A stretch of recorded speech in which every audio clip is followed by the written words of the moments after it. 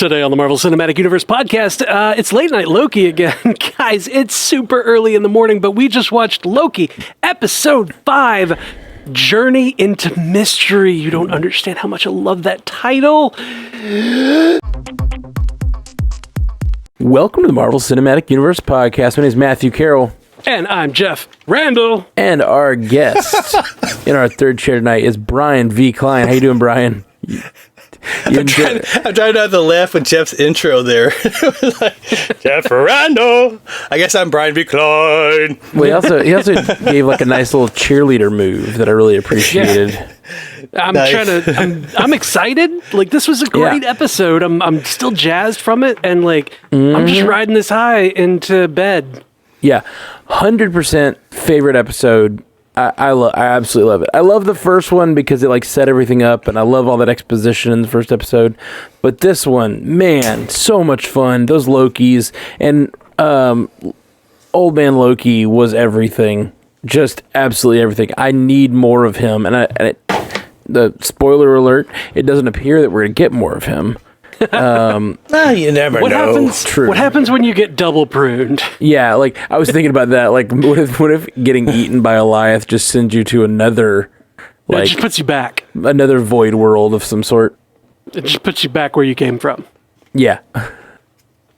Double pruned. Actually, that's what sends you to Battle World. This wasn't Battle World. Yeah, this wasn't Battle World. You get double pruned, you go to Battle World. This looked a hell of a lot like Battle World, though, am I right? Oh, definitely. Holy bejeebus. And they called it the Void, so I guess that kind of nixes any chance of getting Mr. Reynolds in here, but that's fine, I guess. Who needs Sentry? Yeah, but no. I mean, we got Goliath, though. That just, oh man, I lost my mind when they mentioned that. We'll get into that, but that's just this is an episode you're definitely going to have to rewatch multiple times because this on the first viewing, the Easter eggs. There were so many. Oh my God, the Thanos chopper. Yes. When I saw the Thanos chopper, I guffawed out loud. Is the Thanos chopper something from comics? Yes. Yes. It is so stupid. funny. It's the most ridiculous thing, but it's just... Thanos That's had so stupid. Freaking yellow helicopter that said Thanos on the side. It's so silly. Oh my gosh. Why would Thanos have a helicopter? No, I have no idea. That's real weird. That's real weird. I loved seeing the Dark Aster, or at least a Kree ship similar to it, like buried in the ground. That was awesome. Yeah. There's a helicarrier in the back. Helicarrier. Yeah, the helicarrier. Yeah. There was, there were so many little Easter eggs. We saw Throg, yes. like right next to a Mjolnir. Oh, Throg. I thought the Mjolnir was funny enough. I was like, oh, that's a really funny joke. And then to have Throg jumping at it was so good. Yep. Yeah. I mean, this is almost one that you have to do just in the scene when they're in that like collapsed bowling alley, a shot by shot breakdown of everything you're seeing in that thing. Yeah, I'm sure this is going to be one that like those YouTube channels who specialize in like every Easter egg are going to be like, oh no, what are we going to do? Why did we ever start this life? This episode's going to be like 500 things you didn't see. Part one. Yeah. The top 500 Easter eggs that you missed in Loki. No, like you're saying, just all the... I mean, this one...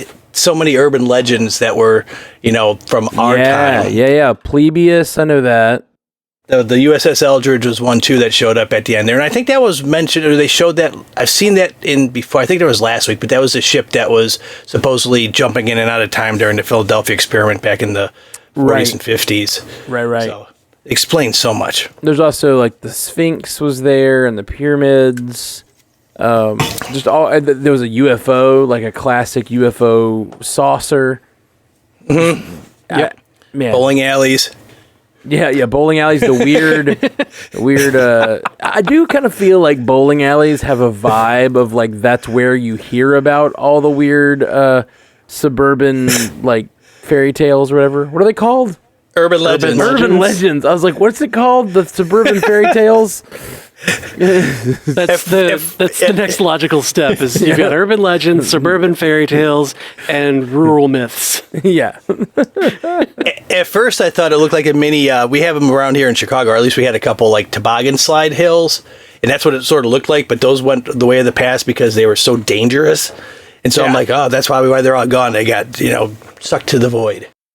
We try not to divert too much on Late Night Loki because we have so little time. But okay. No. I wasn't. No, just we try not to divert. So I wasn't shut up. reprimanding you, BVK. I was gonna go further with Reel it in, BVK. I'll check the chat. Sorry. Send BVK into his cave. He's acting up. No, he's so when we were kids, we had a toboggan hill. Like it never snowed near us, but the only hill we had, the only empty lot we had was this one, and it was enough snow to get down it, but it was covered in like thorns and thistles, which were sounds fun. They were covered in snow, so as long as you stayed on your sled, you were fine. But if you were off the sled, you were absolutely fucked. If you know anything about sledding, you never stay on your sled, Exactly. regardless. You go down to a certain point, you're going to start tumbling. But anyways, we had a show to watch. Yeah. We already watched it. We have a show to We make. show to talk about. Like I said, It's early. It's late. It's literally. It's locally early. So how about throwing alligator Loki as a yes, exactly. Oh God, I lost it. But they had that big melee scene in there, and all of a sudden it's just like, here we go.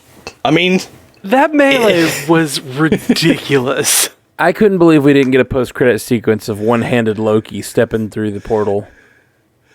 Oh yeah, Like behind them. I joke about it with post-credits, but like I can't believe they didn't bring one-handed Loki back. Like that seemed like the kind of thing you do to like differentiate Lokis, so that later you can bring him back as part of the battle or something.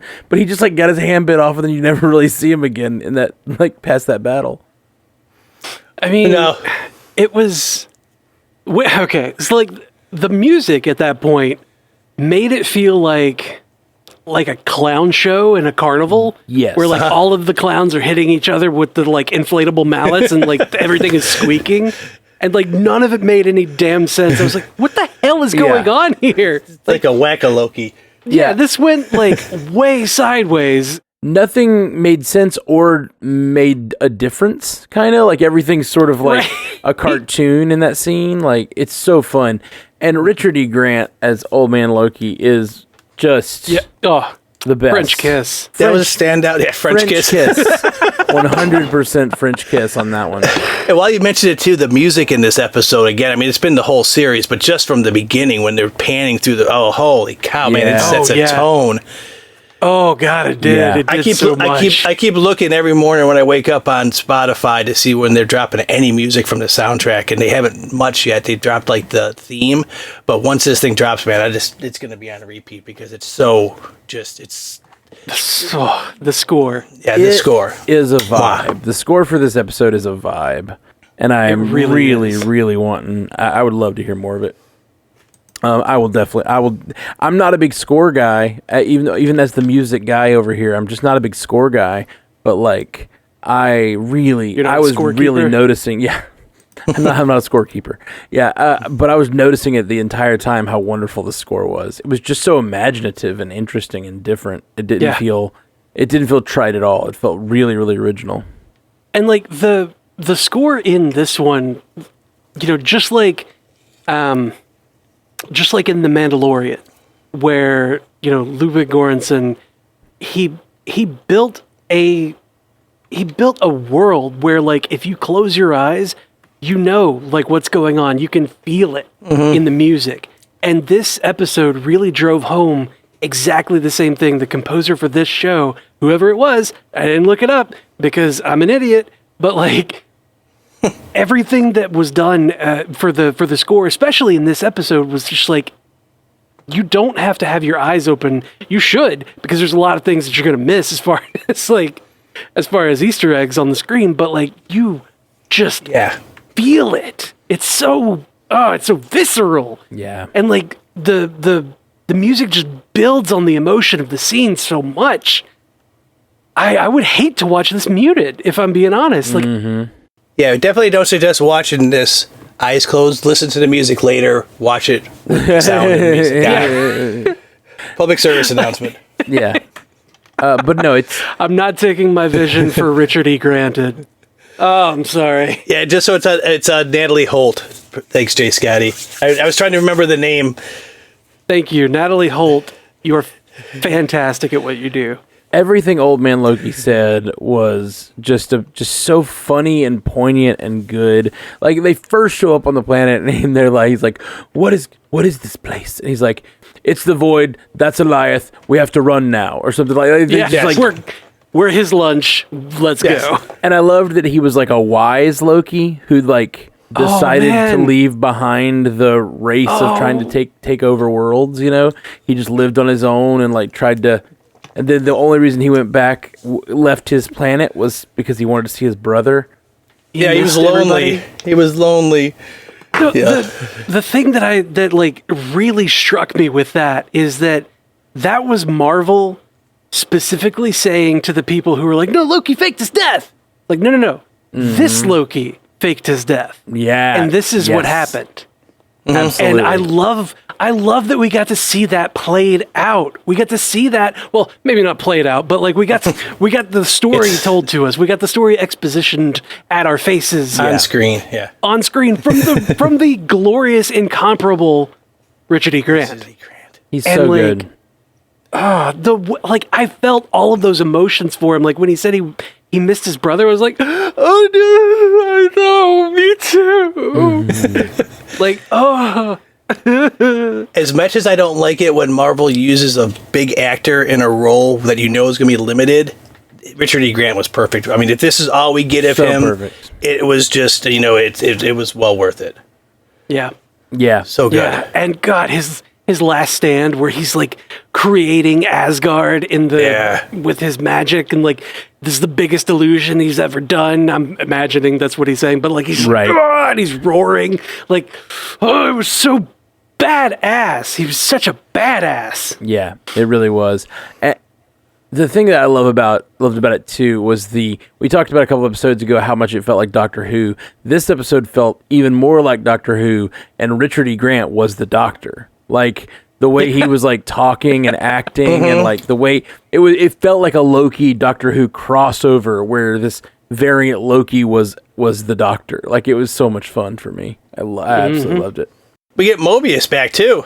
We got Mobius back. Yes, driving a pizza vehicle. That was so good. I don't know anything about Sonny's Pizza. I feel like that's got to be some sort of Easter egg to like maybe there was maybe it's one of those Mandela effects things. You know, Mandela effect? Yeah, or either one. Yeah, whichever you want to call it. Yeah, it's Mandela effect is how you say the man's name. I always thought Mandela effect. I've always heard it that way. I always thought that was part of the joke, was like people saying things wrong, and that's why they say the thing wrong. Gotcha. But then everyone wrote in, it's Mandela, and I was like, I know the man's name is Mandela, but I always thought it was the Mandela effect. Like, that's part of the joke, but I didn't. Maybe I'm just wrong. Maybe that's a Mandela effect. The mandala. Oh, now you're just going. You're inceptioning. You're taking it too far, man. You're going. Getting a little meta. This is a bridge too far. Okay, well, we're getting close to out of time. What else do we want to touch on before we move on from Late Night Loki? I have a midnight theory that I'm going to drop on you guys. Please. So it's established it's Kang that's in the house, right? That they're walking toward. Obviously, it's Kang that's at the end of time. I don't trust Marvel at all right now, but yes, go ahead. Right. Yeah, cool. Right. So we're accepting that. We're accepting that it's Kang, obviously. This is not Kang's kingdom. This is a prison. And the Eliath monster is the guard dog keeping people out. And when they prune things and send them in there, it's just to keep the guard dog fed, to keep him in. It's the guard dog and the warden. Kang was put there by the other timekeepers, or whoever the space lizards were. They installed the TVA to keep this ruse up, to keep Kang in there, because they knew that he would try to conquer all of time. And so they established the TVA and then eventually disappeared or died or whatever. But because they built it up like a religion, it's now it's a self-running machine at this point. And it just runs itself, and they don't have to be there anymore. That's interesting. But then who?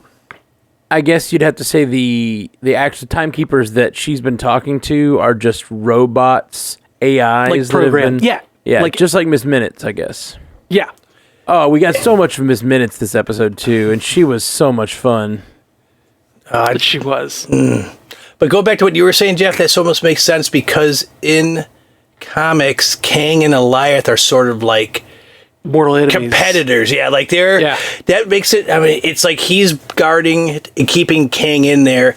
Ravonna the whole time is trying to break through to get Kang out, which would sort of be against her character from the comics in a sense, but they're connected because, you know, she's always been like thwarting his advances.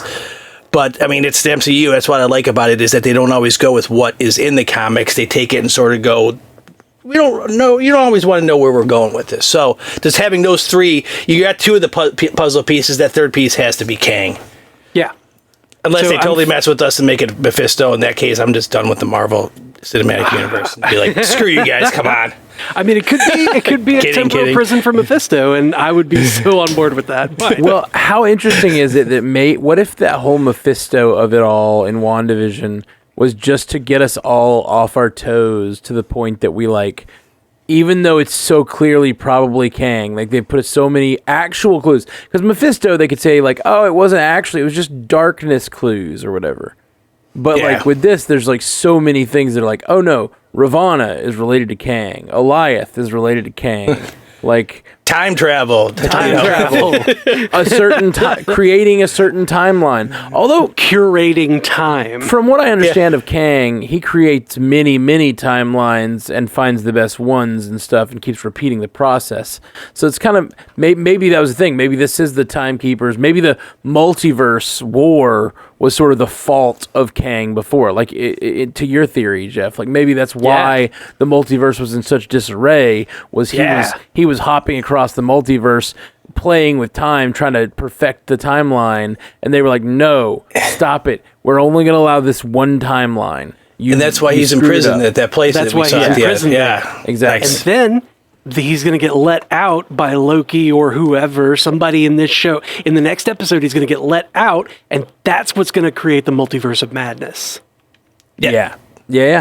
Absolutely could be. And then put it on the board. It would be really interesting. Yes. You know, the previous phases of Marvel have kind of led toward Thanos being the villain, but Thanos wasn't really involved personally. Like he never got out of his chair until Infinity War, you know? Until I said, I'll do it myself. Right. That was Age of Ultron, though. Yeah, but that's... As the post-credits, it's one line. But he never, other than that, he's in a chair in every scene or whatever. So, like... As kings are meant to do, you know? It'd be interesting to see a phase of Marvel where you knew clearly who the bad guy was for the entirety of it. You know? Like, what if Kang is kind of introduced here or released here or whatever? And then all these shows are facing off with Kang and the multiverse and like all the things changing in everyone's lives because of the way the multiverse, like a multiverse war is happening kind of thing, similar to what they're trying to prevent. And it's because Kang has been released, and that's sort of just like a known thing. And like we know that Kang is sort of the bad guy of the situation. We just don't know how to defeat him for however many 10 years. and in this place, we actually know that he is coming. We know the actor that's playing him. We know the movie that he's going to be in. So this could just be like they set you up that you know he's going to be out there later, but who's to say he can't come in earlier here? Because they already said that he's going to be in that film. Doesn't mean he's going to be in stuff before it. You know? Yeah. It is definitely starting to feel to me, though, like we're going to see... If it's Kang, very, very possible, very likely, but like whoever is running the TVA, whoever created it, all this stuff, I feel like we're getting ready for the last episode, and it looks like we're going to get a reveal of that, and then the show's just going to end. Like, I feel like we're not really going to... I hope we get closure to the Loki story, at least some sort of closure. Unless that just continues into season 2, but if we're right and it's Kang, like Kang's gonna go off and do his own thing in other movies. So is Loki gonna be around for some of those movies? Maybe, maybe not. I don't know. It could be that Loki's trying to fix what he caused, Right? Or maybe he does take over the TVA. He takes over the TVA. Oh yeah, I think so. To go and fix all of these branch timelines and whatnot. And the first episode is him having to get out of the void. Right. Because, like, Kang steals a TemPad or whatever. Well, I think Mobius can get there, it seems like. Anyone with a pruning stick can get there. And a TemPad can get back. So it'd be interesting if Mobius gets back and he's like going to burn down the TVA, and that's I think what's going to happen. And then something happens that is so crazy on the timeline that he's like he gets kind of sucked back in. He's like he comes back, Get back to yeah, it. he comes back to the void. And he's like, "What did you do?" Yeah, But how about that scene when they said their goodbyes and he puts his hand out for a shake and Loki's just like, "Nah, he gives get him in the here, hug. buddy." Gives him a big hug. Brothers It's like, get a hug. And then he whispers at Sylvie, "You're my favorite." That was so good. Oh, it was so sweet. Oh, It man. was so cute. I love the line. I don't have friends. I don't know how to do this. Yeah. She says I don't have friends, and then she says I don't have anyone. And it's just Yeah. like, oh, break my heart, Sylvie, break my heart. Like, Right? it was really sweet, really sweet. The sharing of the blanket. Oh, yeah. Is this a tablecloth? No, it's a blanket.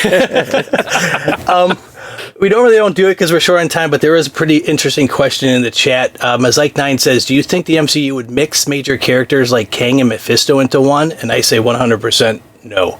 Those two are too Yeah, those two are too different. big. And they're too big of characters. They're usually good. Like I can see them doing like the Sylvie Enchantress thing because of them not being as major characters. But with Kang and Mephisto, I mean, one's the devil, one's like a pretty much like a Time Lord. So Yeah. they wouldn't waste it that way. It's but not even like- that they wouldn't waste it. It's like they're not very mixable. They're so different that it's hard to mix. I mean, I guess you could say that like Kang is like some future version of the devil. like Kang is the devil that like No, lived- the future version of Kang is Immortus. Come Yes. on. Well, I know, Catch but up. yeah, it just seems like they're just from such different realms. It would be a hard and weird mixture to make. Yeah. And I think now that they have too many, I mean, I guess the minor characters, major characters, no way. But it's, you never know though, because they just want to keep you on your toes. Yeah. Also, Thanks, Feige. at least in some versions in comics, Kang can be a sympathetic character. Yeah, you can. At times. And, Especially young Kang. yeah, especially young Kang. So it kind of makes me think like if you combined him with the devil, kind of takes away the whole like him being sympathetic. Not that the Mephisto can't be sympathetic, but I can see how it'd be harder. Technically, Mephisto's not the devil. He lets people believe that he's the devil because he's that Right. much of a prick. Yeah. Whatever. And we've seen a lot of, I mean, the devil can be a sympathetic character. Sure, it's just another hurdle for like when Kang is supposed to be sort of like a tragic. In the more recent tellings in comics, he's sort of a tragic, sympathetic character, and in which I really like the ideas. Some of the ideas in like the new Avengers what is that? Young Avengers. Young Avengers. I love the Young Avengers run of who Kang is. I hope they do something like that because there's a lot of pathos there. Yeah. I guess that is all for tonight. BVK, would you want to plug your show? Ooh, source pages. Oh yes, source pages. You got it's been unbelievable the response so far with the amount of people that are reviewing it and downloading it and listening to it and sending feedback in. And we're one episode in, and it's just like it's overwhelming and it's so good. And I can't help but thank the two guys here that have helped support it, and especially Jeff because he was on the podcast. But I was? yeah. Oh, sorry, Tim was on the podcast. I've slept since then. I don't remember. Yeah, it's been great. Source Spot. We're on all the major platforms. We're on Instagram. We're on Twitter. We're on everything. Just find us and listen. And if you like us, subscribe and review and rate and have fun. I know we are. That was a very fun episode to do. Getting to talk about the comics, and not just the comics, but like the absolute ridiculousness that comics can be. Yes. I really enjoyed Joel's episode. It's just fun. Like, and I was a little worried to listen because I was scared it was going to be too spoilery, but I didn't feel like I got spoiled on anything for the new movie. And that's the thing is though, we don't know though, because it's speculate. It's pretty much like a speculation podcast. So it does one of two things. It does either it lets you know what may be coming, or B, we're doing the reading for you so you don't have to do it. And I mean, it's just based off of what, it's more of a primer just to say this could be another aspect of how her origin is told. But in the movie, this one's a little bit different than the other ones we could be possibly doing in the future with like Eternals and Shang-Chi, because we don't know those characters in the MCU yet. Black Widow's established already, so we already know who she is and where she's come from. This is just a little bit of a teaser tasting. So yeah. So check out source pages, guys. I did want to drop a song. So I've been mentioning it on the podcast for months that I was working on a Black Widow album. I've written the album except for the one I'm writing a song for each of her appearances as time. So this first one is her appearance in Iron Man 2. And I'm going to do a series on the Matthew Carroll podcast, which is my podcast where I talk about projects that are not related to these things, like my music and stuff. But I'm going to do a little more of a deep dive on the decisions I made to write this particular song and everything. So if you want to know more, please check out the Matthew Carroll podcast and go subscribe to all that. You're going to have to write a new song tomorrow. Soon. Because Black Widow comes out tomorrow. Yes, it does. Yes, it does. Yes, it does. So I will probably write it in the next week or so, because I've got a ton. I'm trying to put them out in order, but I got so far behind because I lost my voice 2 weeks ago. That was my week to record the album, and I lost my voice. So now I'm having to start now. So I recorded this song today. The styles are all over the place. I'm actually going to try to finish another one tomorrow. So I'm going to try to record another one tomorrow. This is a demo. It is definitely not finished, but please enjoy this song about Iron Man 2, Black Widow's first appearance.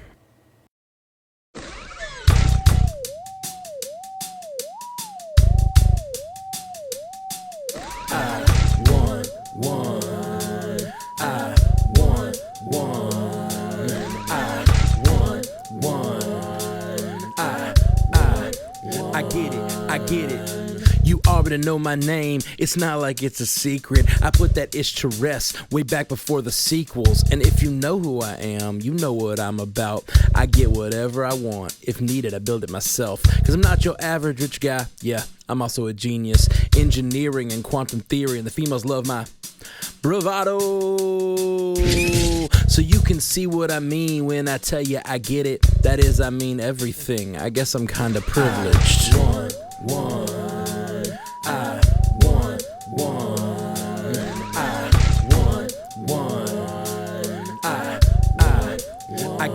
I get it. Like many of my class, I grew in daddy's shadow, but then I was kidnapped and realized I'd been shallow. I'd been squandering this mind I was given at birth. I started wondering if war was all I'd give this earth. I began to think about legacy and the one I'd leave, and also the body count my daddy's name would achieve. But I still gotta be me.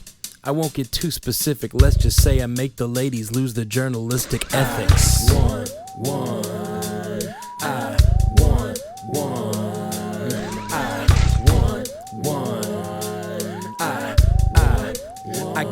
I get it. Today I met this girl, let me tell you all about it. Those eyes could stop the world, and I want those lips to shout it. My name, that is. I know I'm wrong. But that red hair and that derriere, they just got me sprung.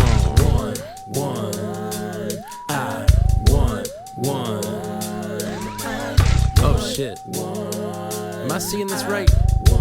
I was told she was from Legal. Oh no, I've been underestimating. The way she flipped them dudes got me reevaluating. That thing I said, the way I approached this situation, I meant no disrespect, but the effect was objectification. It can be confusing, it's just the way I learned the dance. But I think you've changed my views and maybe I could get a second chance. Because I want one. I want one. I want one. I get it.